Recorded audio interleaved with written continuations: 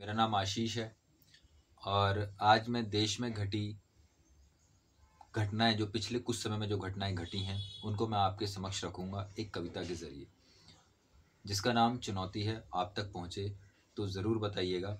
मैं शुरू करता हूं। आलम तो देखो देश में निर्धनता का, ऐसे ऐसे परिवार हैं जिन्हें 2 वक्त का आहार चुनौती है। परिवार में गलती से अगर कोई युवा हो जाए शिक्षित, तो आज उसका रोजगार चुनौती है। देश में रोजगार परीक्षाओं के प्रश्न पत्र हो जाते हैं लीक। सरकारी संस्थाओं का बन चुका भ्रष्टाचार चुनौती है। एसएससी की घटना आप सभी को याद होगी। देश में रोजगार परीक्षाओं के प्रश्न पत्र हो जाते हैं लीक। सरकारी संस्थाओं का बन चुका भ्रष्टाचार चुनौती है। शोषण का शिकार हो चुके समाज को जो नहीं मिल रहा, आज उसका अधिकार चुनौती है। बॉर्डर पे मरते जवान हो या आत्महत्या करते किसान, भ्रष्ट हो चुकी इन सरकारों का अत्याचार चुनौती है। आज मानव तस्करों द्वारा पूरे देश में बच्चों और महिलाओं का व्यापार चुनौती है। और 21वीं सदी में अन्य राज्यों की महिलाएं तो दूर, अन्य राज्यों की तो बात ही नहीं कर रहे हम। 21वीं सदी में अन्य राज्यों की महिलाएं तो दूर, देश की राजधानी में बच्चियों का बलात्कार चुनौती है। आज असुरक्षा का भाव है शहर की सड़कों पर। आप बाहर निकलिए, कोई महिला अगर देर रात बाहर निकलती है तो आपको पता लगेगा। आज असुरक्षा का भाव है शहर की सड़कों पर। पुलिस प्रशासन तक बना पहरेदार चुनौती है। नोटबंदी, जीएसटी और अब लॉकडाउन की देश की अर्थव्यवस्था पर पड़ रही मार चुनौती है।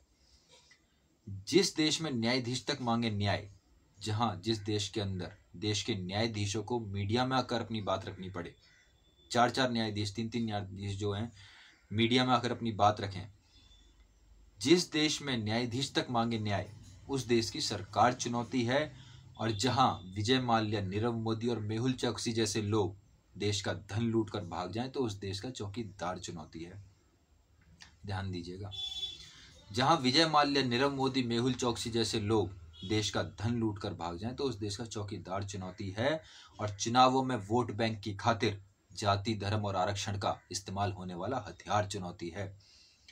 लोकतंत्र का चौथा स्तंभ कहे जाने वाला आज भ्रष्ट होता जा रहा पत्रकार चुनौती है। और इस चौथे स्तंभ के आज सभी मुद्दे हैं निराधार, चलता चैनलों पर वही जिसका आधार चुनौती है। और तो और चैनलों पर बैठकर विशेषज्ञों द्वारा चर्चाओं में प्रयोग किए जाने वाले शब्दों का भार चुनौती है। और चित परिचित राजनीतिक दलों का चुनावों में नूरा कुश्ती वाला आपसी प्यार चुनौती है। और व्यर्थ है नागरिकों को प्राप्त मताधिकार। मुझे और आपको जो वोटिंग राइट्स मिले ना, उनकी कोई फायदा नहीं है उनका। और व्यर्थ है नागरिकों को प्राप्त मताधिकार, क्योंकि अपराधियों का राजनीति में सत्कार चुनौती है।